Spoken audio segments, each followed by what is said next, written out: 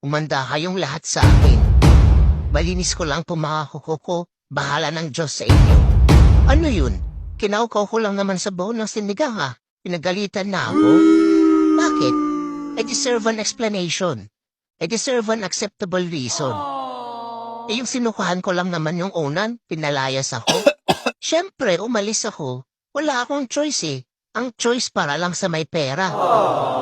Nananahimik ako sa isang sulok, tinawanan ako. May mali ba sa akin? Pangit ba ako? No! Tapos sasabihan ninyo akong mataba. So sexy. Don't make comments about my personal life because I don't make comments about yours. Konting kalmot lang nagagalit. Why is it so easy for you to see the worst in me? Manda talaga kayo sa akin.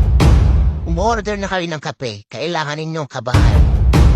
Ipapatikim ko sa inyo ang batas ng alipin.